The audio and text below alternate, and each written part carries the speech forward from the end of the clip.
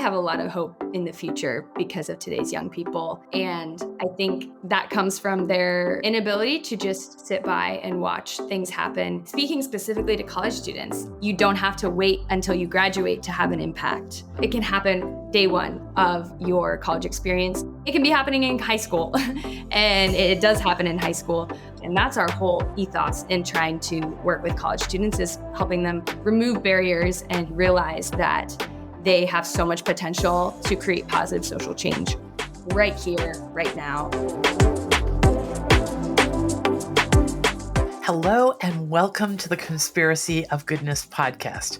I'm Dr. Linda Ulrich, your host, and I'm also the founder of the Goodness Exchange. It's the mothership website of this podcast, where we've been shining a light on insights and innovation, leaps of human progress for about a decade. Stuff you wish was rising to the top of your news feed. Yes, there is an enormous wave of goodness and progress well underway in the world that none of us know enough about yet. But we're changing that at the Goodness Exchange and here on the Conspiracy of Goodness podcast. Over the past 10 years, I've been noticing this wave of aspirational commitment to the greater good in the next generation, the generation in college right now that we call Gen Z. This generation often gets a bad rap, but experience tells me that they might just save our shared future. And today we get an opportunity to really dive into this. The Gen Z has an inner light, a kind of fresh passion and aspiration, and they're having interesting thoughts about having working lives that can do good in the world too. They want to work for companies that are making the world a better place and doing good business, or they want to start their own great measures, and they are definitely change agents for our future. Today we're going to meet Jenny Cox and Nathan Dietz from the University of Maryland's Do Good Institute. Yes, there actually is a Do Good Institute, and it's huge, and it's growing, and the University of Maryland is nurturing this demand for goodness and progress in the next generation in extraordinary ways. We can't thank them enough for recognizing this global potential. And if Nathan and Jenny's view of what they're all about is correct, then we've got a lot of goodness and progress coming up in the future as it becomes shaped by this Gen Z generation of social innovators. This is the kind of domino effect we can all celebrate. If the University of Maryland has this right, and their backing continues to flourish in all these acts of goodness and progress, these amazing projects, these thoughtful social innovations, then we have a future that is going to be bright for all of us. I know this trend is happening on other campuses around the United States too. So let's hear more about a future that is very, very promising. Welcome, my friends Nathan and Jenny. I have been wanting to talk to you guys since January when I discovered your work. And Jenny and I have been at it. And I think timing worked out pretty good because you guys just put out this huge report on your progress. And we'll talk about that sometime in this interview too. But I want you guys to start off by helping us understand that you guys are really doing an amazing job at meeting students where they are these days.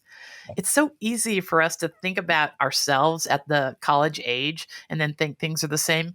But this next generation of college students has a whole different worldview about possibility and their role in it. So take it away, either of you. How about you, Nathan? Start us off on what we know about what our current generation of college students really want in their future. Yeah, thank you, Linda. That's a good place for me to start because I don't do as much work as most people within the Do Good Institute with students and student groups. My role is to do research, work on research projects, and I'm now the research director. So the work I do, I think, kind of gives a background and grounding to all the work that everybody else does, working on actual programming. I'll tell you, I think this is a trend that we've seen now for probably 20 years, maybe longer, in America when it comes to entering college students nationally. Entering college students, there's a long-running study that UCLA's Higher Education Research Institute does, and it's called the American Freshman. They've been doing this since the mid-'60s. And so there's a standard list of questions. They have long time series on a bunch of different questions. One of the questions is about the objectives that people might want to try to realize when they start college. And entering college students are asked to rank a list of objectives from not very important to super important. The percentage of students since about 1990s that have said that it's really important to help others who are in need has just been continually increasing a little bit every year. And the percentage of entering college students who say that it's important to make a good living, that's why they want to go to college, that indicator has also just continued to rise. Now, in the last year, we have data, 2019, the percentage of entering college students who said that both of those objectives are important is at least 80%. So it's really something. I think if you think about young people and you imagine that they have these goals that might be in tension somewhat, that they want to help people, but they also don't want to do that at the expense of financial security, future financial stability. Today's young people don't see that tension. They want to go to college so that they can achieve both goals. And I think that the students who come to us are entering college students. When they come here, they're already sort of imbued with both of those objectives. They really want to accomplish both of those goals. That is such a lovely way to start us off. Okay, Jenny, to Nathan's point, I want you to add just maybe an anecdote or two about what you've seen over the scope of time as far as students, their aspirations. Give us a comment about like real life aspirations of the students you're working with. Yeah. As Nathan was saying, students increasingly, they care a lot about a lot of different social issues. They come into campus, a lot of them right off the cusp of COVID-19. They've seen crazy, crazy things happening, right? So even recently, and throughout my time at the Do Good Institute over the last couple of years, that's a huge hot topic. Students are coming in and they've seen insane amounts of change over the last couple of years. They've had to be adaptive. They've had some of their most exciting life plans kind of like thrown to the rocks over the last couple of years. So students are in such a unique place when they're now coming to college, and they're really like, they're thinking about their hopes, their dreams, like what they're going to major in, what they want to study, but they're also realistically thinking about where the world is at right now. And, so they can't proceed without thinking about those two things hand in hand. So I'm just blown away because, like Nathan said, the students that we work with, some of these students come in and they are like, I've been running a nonprofit organization out of my basement for the last 3 years. And I'm like, you're 18.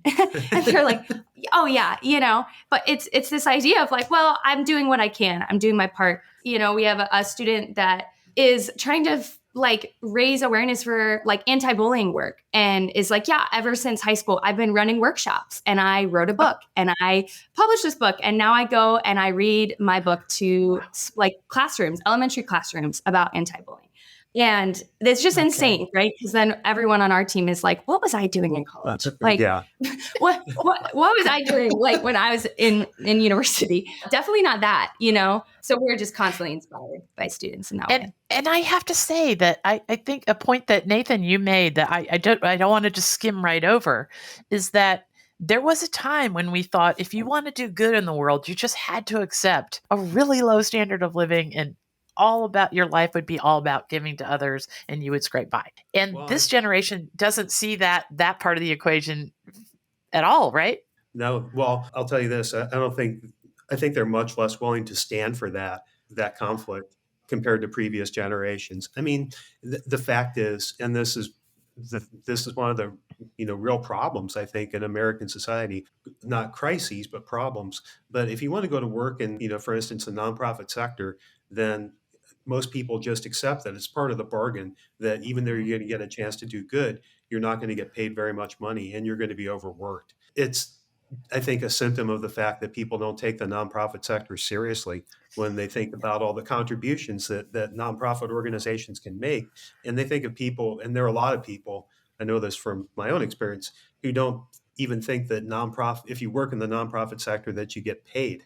There are all these misconceptions about the nonprofit sector, but I think more so than previous generations, today's young people take a look at the possibilities for what they want out of a career, what they want out of a job, and they don't see this conflict there either. They want to earn enough so that they can make a living wage, but they also insist on doing something that is going to promote social goals, or at least not cause social problems. And that insistence is something that I really see the University of Maryland taking them up on it. I remember when I discovered the Do Good Institute and then realized it was part of the University of Maryland, and then talking to Jenny at length a few times, it's really baked in the cake at the University of Mm. Maryland. Each of you, how about you, Nathan? Start with how this is just baked into the cake for students at the University of Maryland now. Well, I'll tell you, I think that our flagship event, in fact, the namesake of the Do Good Institute, is the Do Good Challenge. And that is something I first came to when the first time I came to the Do Good Challenge finals, the big event that they have on campus. I wasn't even working here. I came because a mutual friend said, "Hey, we should go and see what Bob Grimm has going up on campus." And Bob Grimm was my colleague and friend who I worked with when we were both feds. And he had only been at the University of Maryland for a year or two, and he had already put together this event. So we said, hey, let's go up and see how this is. And it was really impressive because, first of all, they packed a giant auditorium sized room in the student union. They had a celebrity group of judges, and they had three highly qualified, super impressive teams of social entrepreneurs competing for the grand prize in the finals. And every team had a little supporters group up in the balconies who were cheering and hollering when the pitches were going on. The university's president was there. It was really something. And I thought, boy, that didn't take long at all. This the imprint that the Do Good Challenge has made on this giant university in hardly any time is pretty remarkable. And that was 10 years ago. I don't think anybody could have imagined how much bigger and broader and deeper our imprint has become. Well, I do have to mention that you have impressed me, Jenny, with the facts and figures that you can spout off. Talk to us about the trends. That first Yeah. call that, Yeah. that you and I have, I do have to say that I just cold called the Do Good Institute one day in a cold Vermont January day. And Jenny just totally sold me on this. And she could rattle off the facts and the trends in such a way that I must have walked with a spring in my step for about 3 days after that call with you. So talk to us about the trends. Yeah. Well, as Nathan said, we're in a really exciting time for the Institute, roughly 10 plus years after we began working on this campus and working with college students, to where now we're in a place where we're partnering. We're housed within the School of Public Policy here at the university, but we don't just work with public policy students. We are working with engineering students. We're working with arts and humanities. We're working with public health students, all over the place, because all students are interested in this and real world applications for students in all departments and majors on our campus to create a positive change through their education. So yeah, we're at a place now where we're partnering with every single department on campus, and we offer a handful of different programs that, it's like we're able to hardly keep up with the demand. We have so many students that are interested, and as we're growing our team, we're able to offer even more opportunities. So we have all kinds of things. We have hundreds of students who have participated in our mini grants program. That's small scale seed funding that we give to student clubs and groups. And then we get to see the impact later on that they create with that money that they're given, as well as at this point, several hundred students who have participated in our impact interns program. That's where we're partnering students with local nonprofit organizations to kind of give them an entryway to experience nonprofit work, but they're also paid internships, and we're able to support in that way and facilitate that partnership between the students and the organizations. Yeah. And then I think our Accelerator Fellows program too, each semester, fall, spring, and summer, we're running an Accelerator Fellows program where students are able to scale up their impact with us over the course of a semester. So that's usually students that come to us already with a pretty full-fledged idea or organization, some sort of initiative they're already working on. And we provide coaching and skill sets to kind of help train them up in that. So that's where I think for us, we see the passion, we see the excitement that exists on this campus. And our goal as an organization is to essentially give them the tools and give them all the resources they need, give them the structure and the support to really nurture that excitement, that passion that they have. And then hopefully for us, it's we give them those resources, and then we're kind of giving the support, but ultimately stepping out of the way because the students run with it. And yeah, it's just so exciting to see. So it's an incredible time. And I think, our building, we're in Thurgood Marshall Hall. It's a new building on campus. And we have this giant red sign out front of the building that says Do Good. So I see it every day when I walk onto campus. I'm coming into work, and it's the sun hits it, and it just looks so brilliant. And it's one of the first stops that students, incoming prospective students, stop when they come onto campus for a campus tour, is they walk across Route 1, our main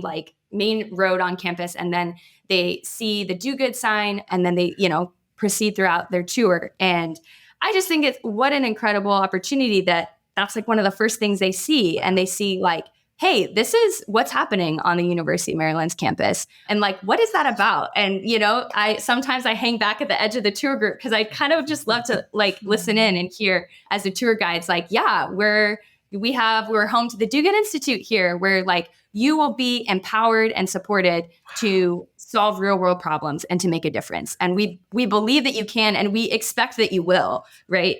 So I think it's just such an exciting time that we're so happy to be a part of.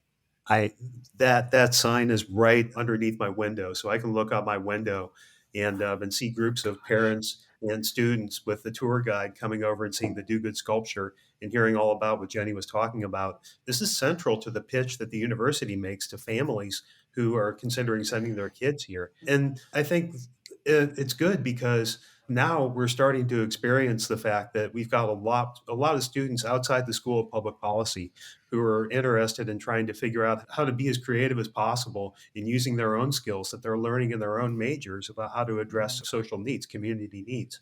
We've always had a little bit of that. I think in the School of Public Policy, there are all kinds of different areas in public policy. So people come with different interests and different objectives when they're thinking about project ideas.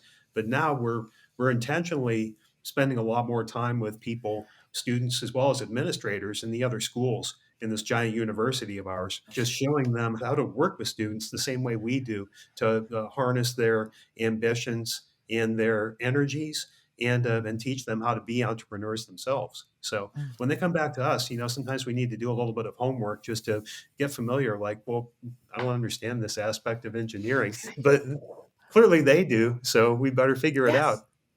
Well, isn't that fundamental? Is that they're just starting at their working lives with the notion that they're going to do right by the world. It's not going to be something they're going to do after they make money or after they're successful or when I retire, worst case scenario. They're starting that right from day one. I'll tell you, I think that's true. And that's really important because I think young people who have these aspirations, who want to do good in this way, don't always get the kind of encouragement that they need. I mean, who knows how many more young people would actually be able to take advantage of a situation like this if they had the opportunity. Too often, I think young people, if they're muster up the courage enough to approach community organizations and offer to volunteer, organizations don't often have the welcome that. I mean, I think they're apprehensive about the fact that young people want to come in and try to make a difference. I think a lot of organizational leaders aren't sure whether or not the costs of that are going to outweigh the benefits or not. And young people tend not to have money. They tend to have time and energy and passion. So the contributions they can make to organizations are limited by that. So you put it all together, and if not for opportunities like ours, I worry sometimes about what young people, whether or not the energy and the passion the young people have in abundance is really going to get used the way that it should. Oh, it's so true. And I just, we're going to take a quick break, but I want you to comment, Nathan, on this notion that there are probably a lot of parents these days who are doing these college tours, right, with their kids, who their lives have been changed through the pandemic and the chaos of the few years before the pandemic too. And so if I walked onto a campus and saw what your guys are talking about with my kids, and then I saw an exhibit called Change the World, I would be like, because you guys have an exhibit there, right?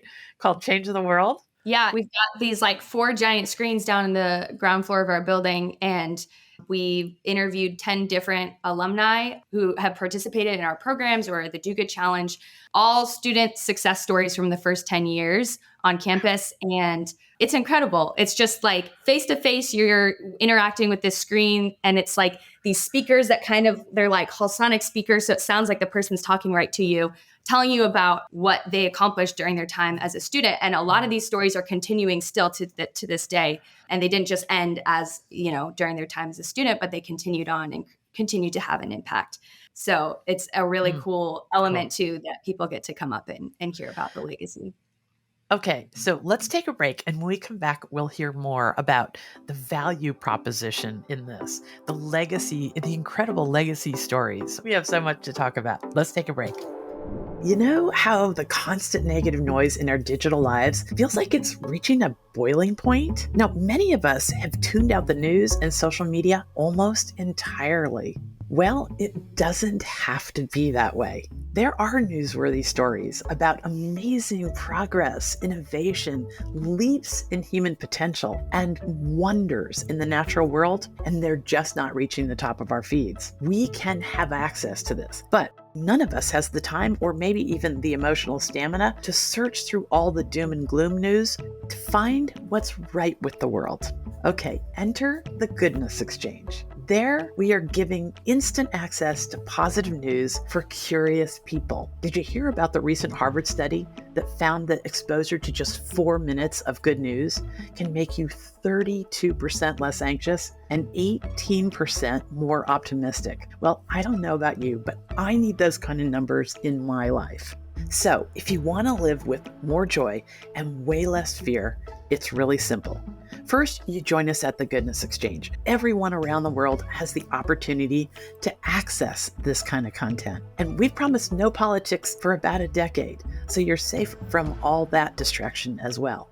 Second, you allow this new, more positive, balanced worldview to put a spring in your step again. It can change the way you react to your kids, your coworkers, everybody you come in contact with. And the stories we write about can make you the idea person in your circles. These challenging times call for us to wake up and take control of our perspective. The people who use the Goodness Exchange have the ability to react to the harshness of the world much different because they know way more about what's right with the world. And that's a resource. So subscribe to the Goodness Exchange, our YouTube channel and the podcast, and use this content to live a more expansive worldview. It is still an amazing world out there, and you can be a part of it. Welcome to the Conspiracy of Goodness. Okay, we're back with Nathan and Jenny from the Do Good Institute at the University of Maryland. You're right on this precipice of a time and a movement that I think people are going to start seeing in the next year or two. Just is everywhere. I see it because what we do at the Goodness Exchange and the Conspiracy of Goodness podcast is shine a light on what's right with the world. And of course, that is what you guys are swimming in, this conspiracy of goodness that we keep pointing people to. Okay, I want you to talk to us, Jenny, about some legacy stories of incredible organizations, just so we can really get a feel for how this actually plays out on the ground. You've got a couple of great stories. Absolutely. Absolutely. As I briefly had mentioned at one point with the exhibit we have down in the ground floor of our building called Change the World, and it tells 10 different stories of impact that was created by students here at the University of Maryland. I think one of my favorite stories from that exhibit is called What Happens with All the Leftovers. And it's all about, it takes us back to 2011. And there was a couple college students hanging out in a dining hall on campus pretty late at night, just doing homework, chatting, hanging out. And they had noticed that, the dining hall staff was kind of clearing out the food cases for the end of the night. And some of the food is being thrown away. And of course, these college students are curious both for their own interest of like, hey, you're throwing that pizza out and I could probably still eat, but also like, wait, what's going on with the food here? What is it going to be thrown away? What's going to happen with it? Ultimately, that kind of led to a question of theirs that was like, oh, so there is a good amount of food that is getting thrown out at the end of the night just due to limitations of like food safety rules and things like that. But they're thinking like, can we extend the life of the food here? And like, maybe we can do something with it. So fast forward to then these students kind of starting this like very, pieced together operation where they, them and just their friends, really at the beginning, it was just them and their friends that got permission from the dining hall, would drive up 15 minutes before the dining hall would close, get all the leftover food from that hall, and then they would drive it, found like some other groups on campus that could utilize it, nonprofits, churches in the nearby area, all within a few miles of campus that could benefit from this food. And so at first it was just kind of very like, hey, like, okay, we're going to go this night, we're going to pick up the food. One of the students recalls that her car constantly after these experiences would just smell like baked beans because, food was spilling sometimes. It wasn't always the best system they had going. But, they started to gain momentum and kind of became like an official campus club. And then they got other groups on campus, other clubs to agree to support these, food recoveries that they were calling them, to the point where they're like, why not every dining hall on campus and why not every night of the week? Like, we have a lot of food that could be repurposed. Exactly. So they started thinking about, how can we grow this? How can we, expand it? And ultimately, these students ended up competing in what Nathan was talking about before, our very first Do Good Challenge, and talked about how for the whole previous school year, they had been doing this and that they believed it could grow, it could be even bigger, and why not other college campuses? And ultimately, they won first place in the Do Good Challenge. And I think so many people were just so inspired by college students who saw an issue and thought like, oh, I could do something about that. Like, I have a car, I've got my friends, I know there's a shelter down the road that could utilize some of these resources. Fast forward to today, this campus club, this student club, has now grown to a nationally recognized nonprofit organization that is also on 190 other college campuses, and then also across stretches 46 states and District of Columbia. And to date, they are now called the Food Recovery Network. To date, they've rescued 12.1 million pounds of food and donated 10.1 million meals. And I'm like, it blows my mind. It started on University of Maryland's campus with a couple college students late one night. And now we've got, a full-blown nonprofit organization that's doing incredible work. That was one of the first stories, one of the groups that we worked with in the early stages of the Do Good Institute. And we always think about it. We always remember students from Food Recovery Network. I want you to comment on this, Nathan. What was that before or after your time, and what are your thoughts on that whole scene and maybe the ripple effect? Can you comment on the ripple effect with these programs? Sure. It was before my time. I was still working in the federal government at that time.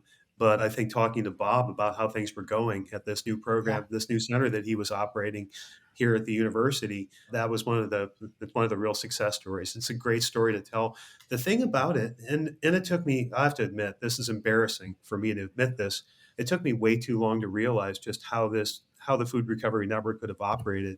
Because when I first heard about this, I thought, well, I understand why restaurants and dining halls and things like that don't make the food available. They can't do it. There are federal sanitation or local sanitation regulations that prevent people from going and taking the food, because if you feed it to someone else and they get sick, then it's the restaurant or the dining hall that's going to be liable.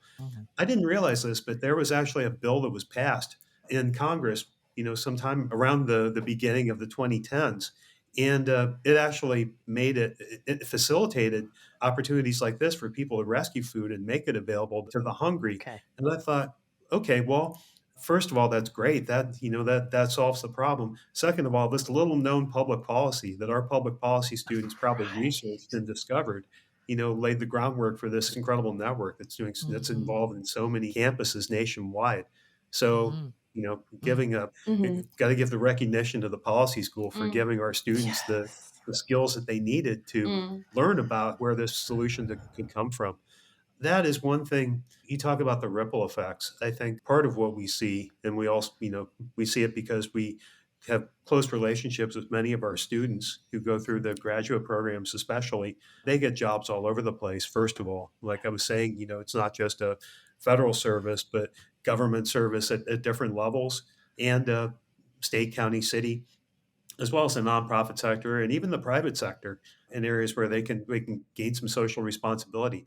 I think that one area where we see this ripple effect is just in the long-lived student groups and social enterprises. Not all the entrepreneurs that we work with have any intention of setting up something that can be institutionalized. It's their idea. They're leading the project. They're doing great work while they're here in college. And after they're done, maybe they don't want to carry it forward, and that's fine. They'll, in many cases, they'll carry something else forward. But when they do, when the new generation of leaders comes aboard to start leading this existing enterprise, they take the organization and the initiative places that it hadn't really seen before. And because these people come from their own networks within the university, they can inspire their own friends and colleagues to do something else. And you made me think of something while you were commenting there. There's this huge movement in this world about social responsibility, social entrepreneurship, corporate social responsibility. I think we're heading into a time when corporations will absolutely be clamoring for your students, because there is I don't know if you've heard this statistic, but 69% of consumers now self-identify as values-driven consumers. So they're making their consumer Wow. choices 69%. And that grew 17% in 2018. Like, Mm. think how hard industry tries to move the needle a 0.5% on consumer sentiments. Yeah. 17%. So we're headed in a direction where corporations are going to need to hire people who have this in their heart, who have this in their educational background, who have the energy to look at things with super fresh eyes.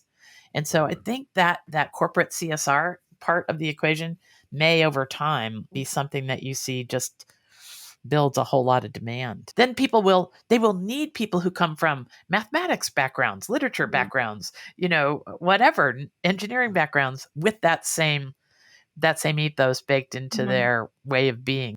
Well, yeah, I think that leads in really well to what I think the University of Maryland really values, and especially within the Duke Institute too, is immersive learning experiences and creating environments where students, their work is not in vain. It's going towards something that not only is going to create incredible opportunities down the road for them, but they're learning about like truly like really important issues while they're in class. And I think that's something we've tried to, like, as we talked about, it's being baked into the cake, is that, students are here and they're taking courses. So why not learn about philanthropy? Why not have these like challenges or competitions within class where it's like, hey, we're going to all come together and we're going to brainstorm. We're going to talk about issues you see on campus in the community. And we're going to put all our energy towards like, hey, your project this semester in your policy class, in your Com 107 class, your persuasive,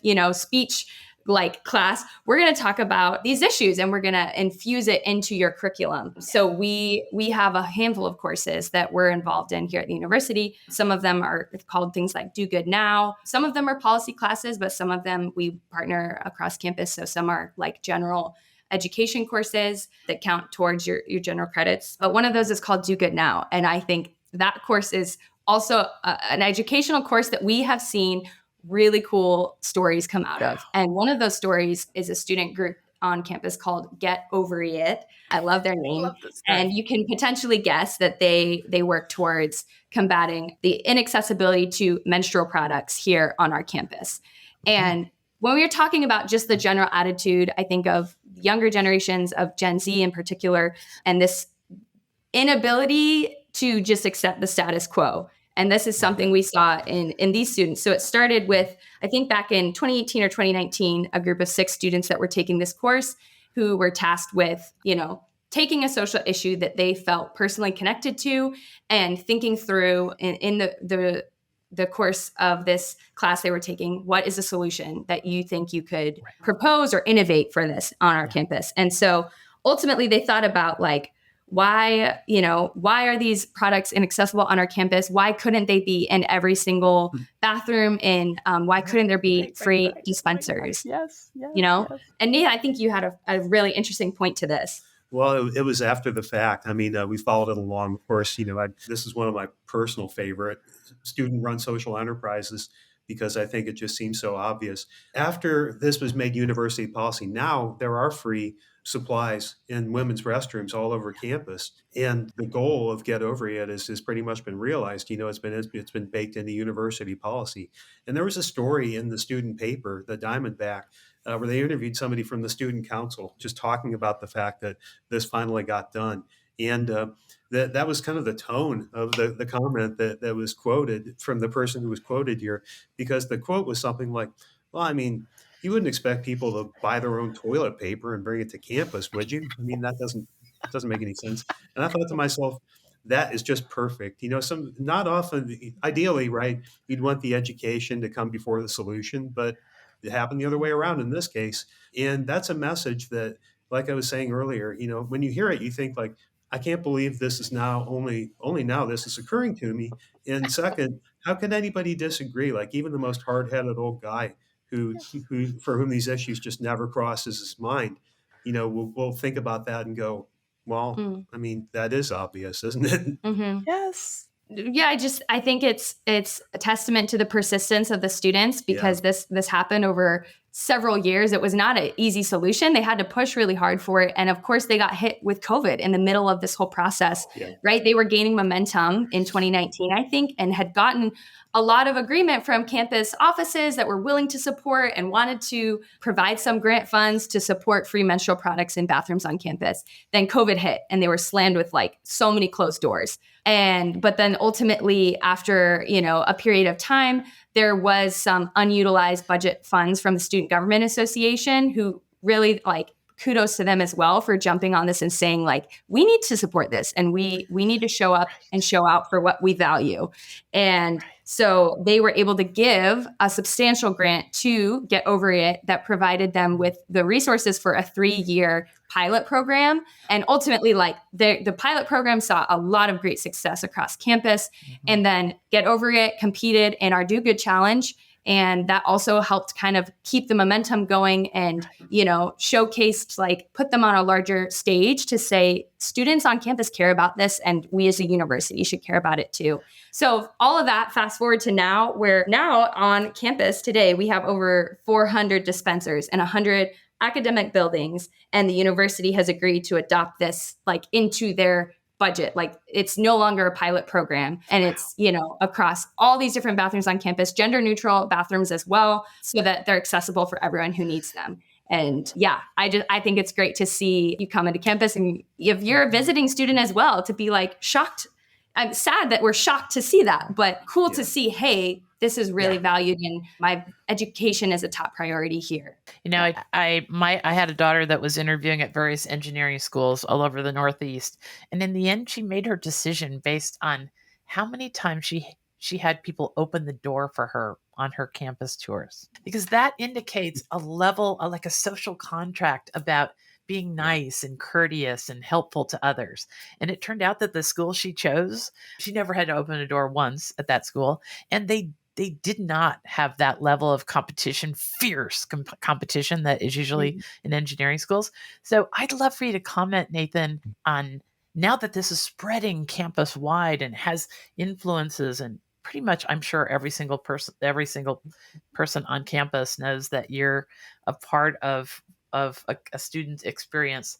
Talk to me about what you think that means as far as the future goes, which with education, and what this says about the next generation and what they will ask of us who are providing their education for often a great investment. Yeah, I think that's the last point that you made is the most important one because I think people are wondering now. College costs so much. If you don't have the money, you need to jump through so many hoops to get the money, and then there's the question of how or whether you're going to be able to pay it back after you Right. graduate. A lot of people are looking at the college experience and they're wondering, is this really going to be worth it in the end? I think it drives the percentages that we see in these two indicators. I want to do good, Right. but I also want to make a good living because if Mhm. you go to college, you pretty much have to make a good living after you graduate, or else you're never going to get out from under your student debts. When students are facing that, and after they've made the commitment to go to college, they're demanding that the value proposition be in their favor, that this has to be worth it. This has to be worth the cost. And I that is didn't want something. us to get out of this conversation without talking about value proposition. Just give us a little bit more of a definition of what that means to you, because I think we all already know what it means, but I'm sure there's a real concrete way to define the actual calculations we're making as parents and students when we decide to invest somewhere. Yeah. I'll tell you, the value proposition was very different from people from my generation Yeah. because the idea was you went to college, you might or might not have needed to go into debt to some extent, Mhm.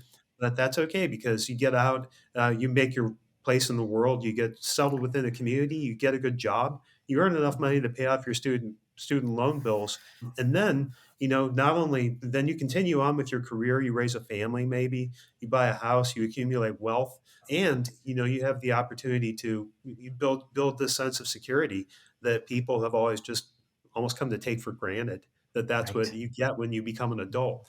I think today's college students they're sitting there thinking like, okay, well, if I go into debt, when am I going to get to the point where I feel secure economically or Yeah. otherwise? And that is something where if it's awful that students feel that way if they do feel that way while they're in school. But if they do, I think it's everybody's obligation if you work for a higher education institution to try to figure out what to do about that, Mhm. because that's just terrible. I mean, it's just not something that it's something that today's young people need to confront to a much, much, much greater extent Mhm. than I did. And I think what you guys are doing is something very interesting. You're giving people civic skills Yeah. along with a teaching degree, civic skills along with an engineering degree or mathematics or whatever it is.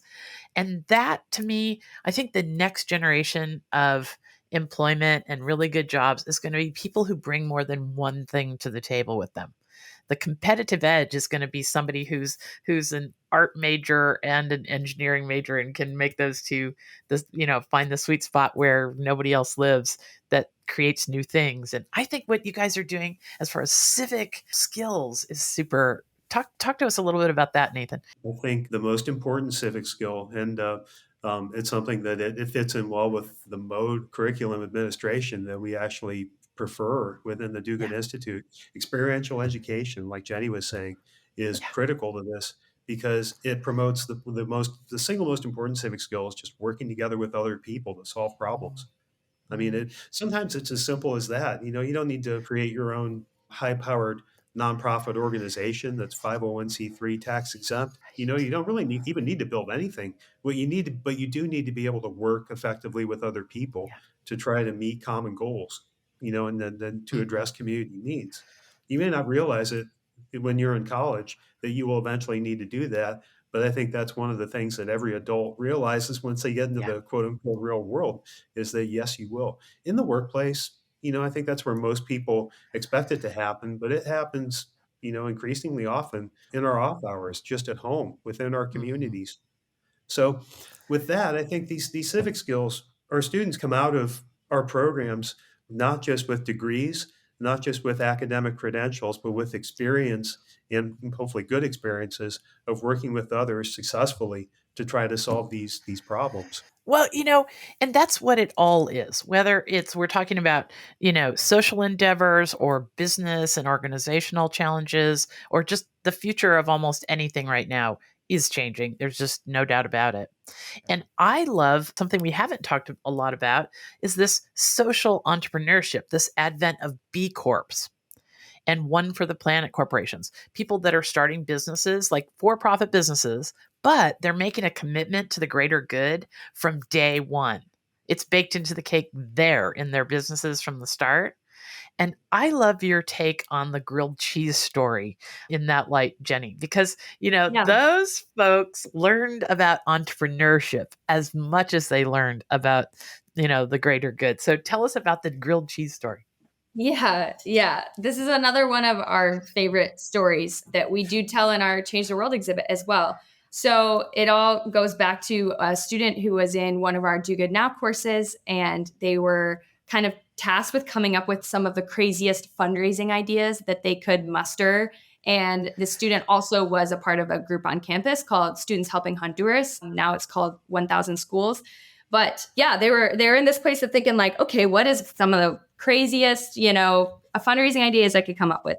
And they thought about grilled cheese and how much they love grilled cheese, and thought, hey, let's start selling grilled cheese. And but ultimately, like the timing and the place of where they decided to do this was really paramount to their success, because they set up shop right here on Route 1, kind of outside of a lot of like the restaurants and the bars. Late Friday, Saturday night, they would be there sometimes out till 1 a.m., right? They're out there, they're cooking their grilled cheese on this little table. And they found insane success with this. And I think one of the students had commented that on average, they were raking in $1,000 a night from this, right? Can you imagine, like, and I think their grilled cheese are only selling for maybe $2 each, right? So like they had a ton of students just coming by like, yeah, I'll buy a grilled cheese. Like, I'm hungry.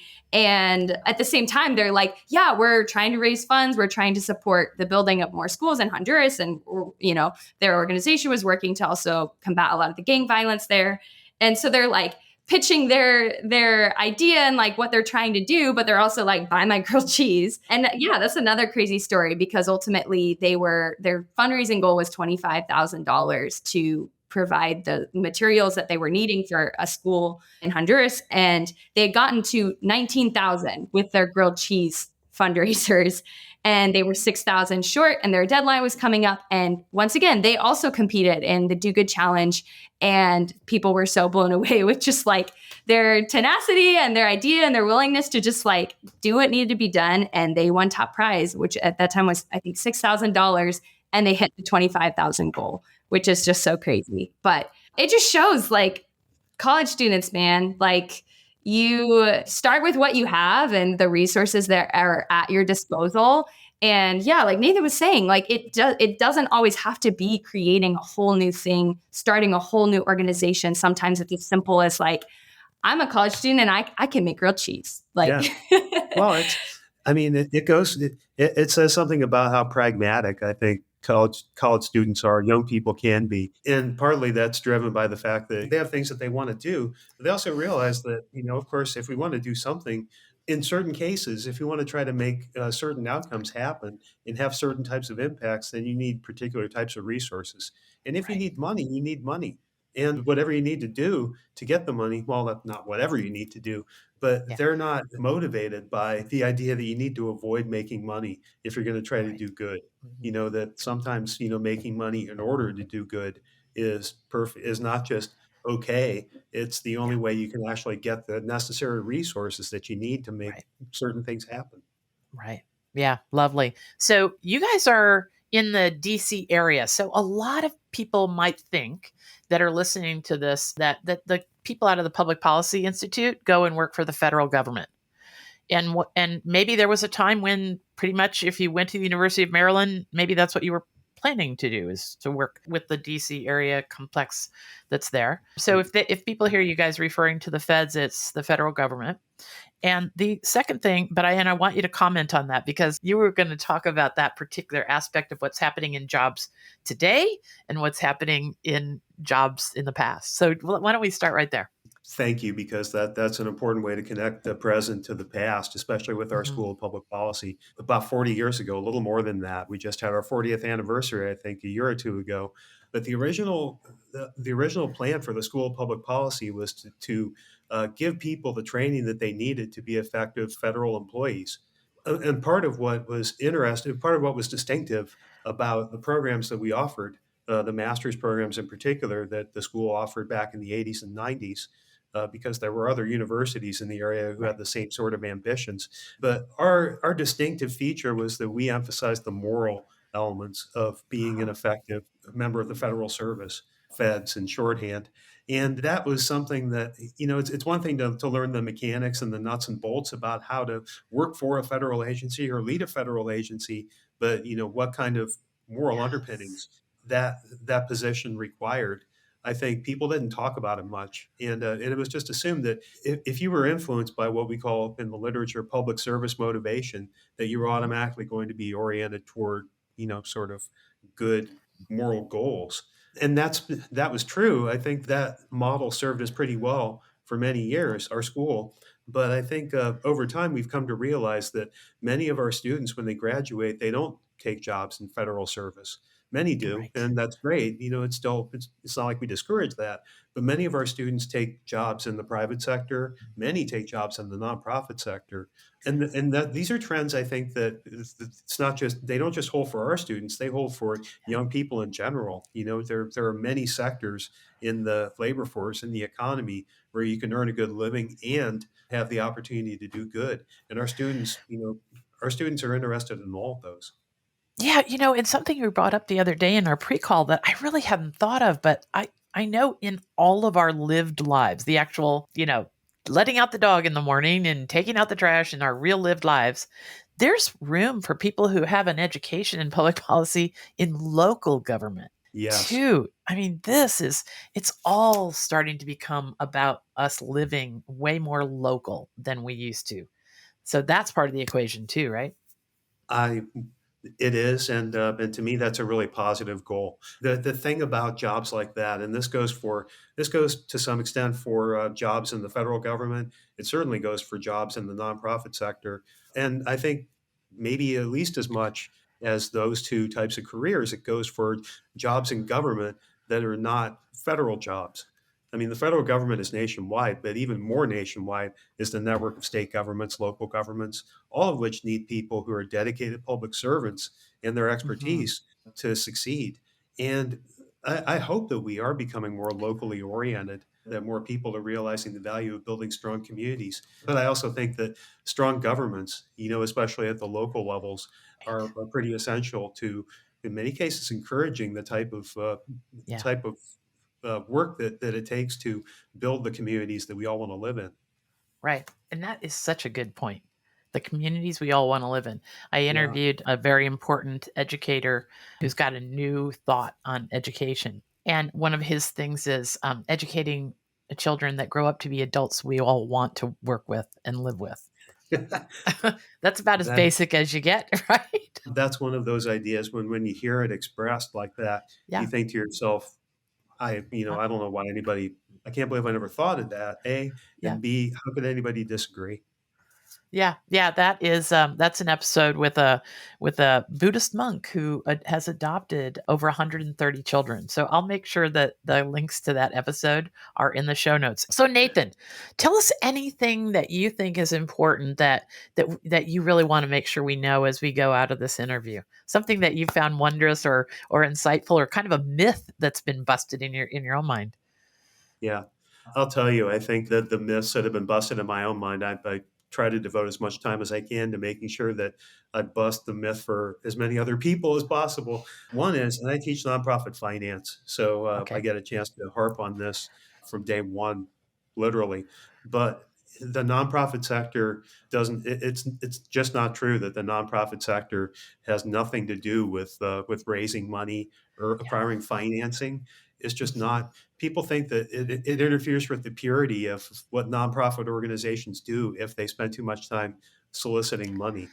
And Yeah. I don't think that's true. And what's more, I think today's younger generation, I think many of them have come to realize that, that just doesn't make any sense. You need money to do certain things. You can also do good. It's what they come to college believing that is possible.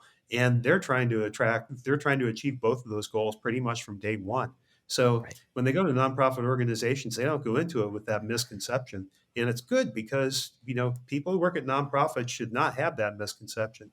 The other Right. thing that I think young people today realize that maybe older generations don't is that if you volunteer, your activity should totally be selfless and directed toward other people and not Mhm. yourself.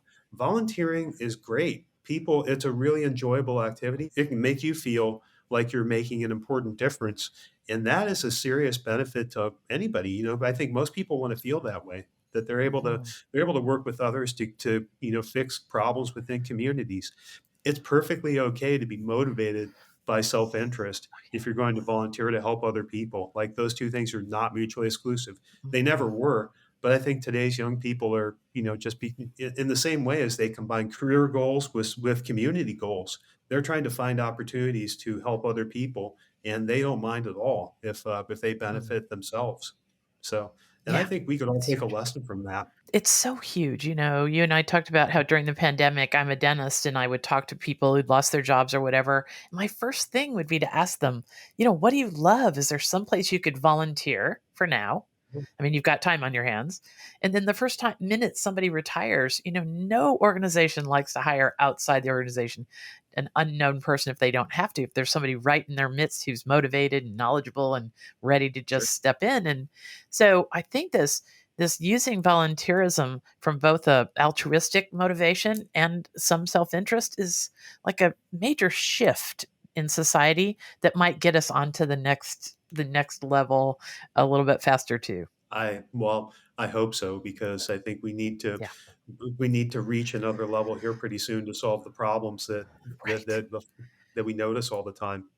Okay, as we wrap up here, I want each of you to give us a little peek behind the curtains. You know so much and you've seen so much that the rest of us can't even imagine. We're just inundated by the doom and gloom in the news, but you guys probably walk around with a spring in your step that we can never imagine because you know so much about human potential and the best in others.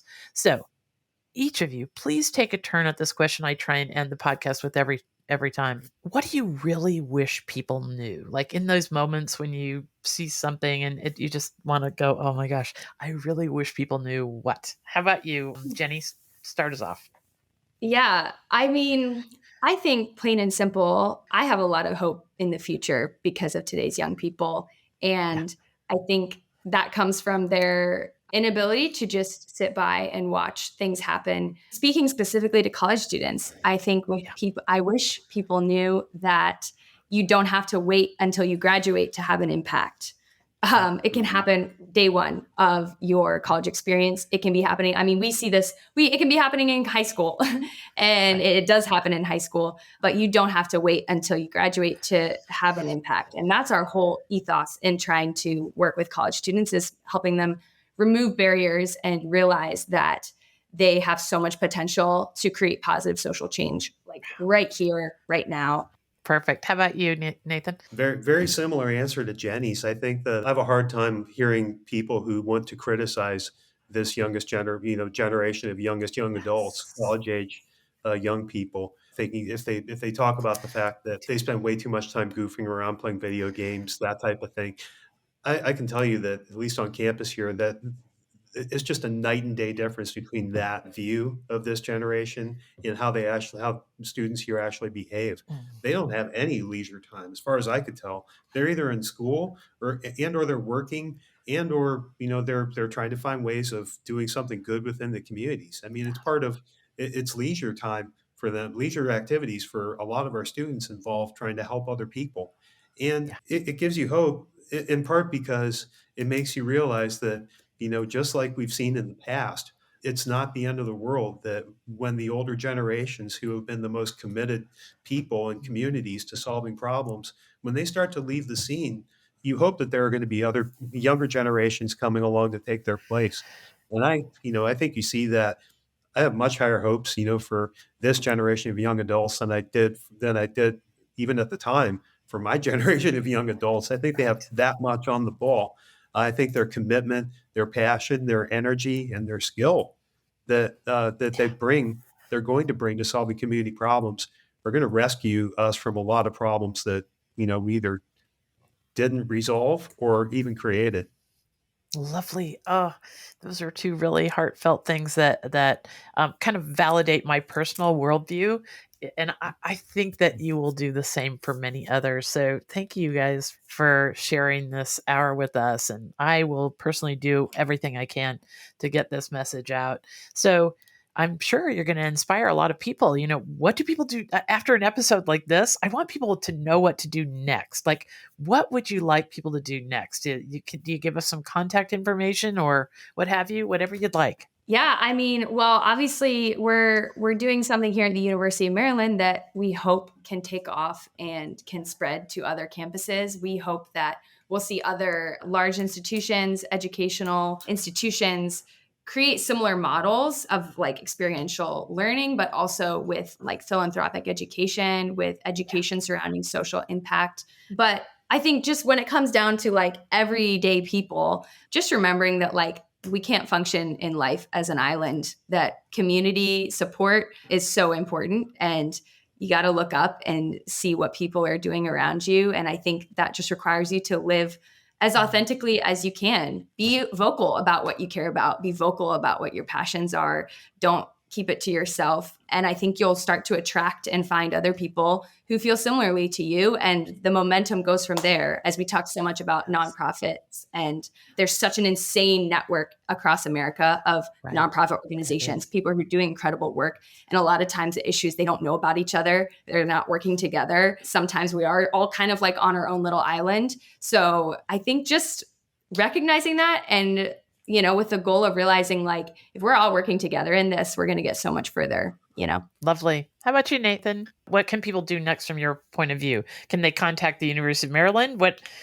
Let's say there's our demographics is college educated women age 45 and older, and they have college age kids. Do they just call the University of Maryland and say, sign me up, sign my kid up? Both? Well, I mean, that is actually that target group in particular. I think is they're almost anybody's kid could benefit from coming to the University of Maryland. I think we have a lot to offer people from all sorts of different backgrounds, and I would encourage that. But I think that Jenny's message to end with, we work within a university, and there are lots and lots of great people here, but many people don't go to this university in this area. Many Yes. people don't go to any college or any university at all. They're part of our communities too. And it's not that, we here within the university should be focused on going out and helping them, quote unquote. I think Yeah. it's, everybody should try to make it their objective to, no matter what they're doing, just see other people, treat other people with respect. Just find ways, if possible, to work with other people to try to solve community problems. It doesn't have to be centered around the university. It can be Yeah. centered, and it should be centered within each individual community, because I think they're the raw material that's inherent in the people that come to us when they're 18 years old is there in a lot of other people too. That is such a great point to end on. The raw material for the kind of folks that would be attracted to the Do-Good Institute is in Yeah. every community and every neighborhood in the world, I would guess. We just Yeah. need to start shining a light on that, rewarding it, lifting it up. And I suppose with that kind of effort, all the boats in the harbor float a little bit higher. Well, we'd love to find out just how high. Okay, let's just find out. Okay, you're on. I'll do my part. I'm at it for the last 10 years. Well, thank you two so much. I hope that folks will go to the Goodness Exchange, the website at the Goodness Exchange, which is the mothership of this podcast, and find countless articles there about organizations that folks like they are nurturing at the college level. People have gone on and we write about folks who are doing good in the world from every possible topic. And that this knowledge about that view of your fellow man and humanity and what's going on out in the world will start to fill your worldview with a different narrative than the one we're getting from the negative news. And these two folks are here doing their part. And I'm sure every person that listens to this podcast has something they're uniquely built to contribute. So we all encourage you to follow those impulses too. Hope your week is good. And you'll join us at the YouTube channel for the Goodness Exchange, where excerpts from this episode will be filling and gracing that channel and helping future people to come with ideas that we can't even imagine at this point. Thanks, Nathan and Jenny. Thanks so much, Linda. Thank you so much. All right. Have a great day, everyone.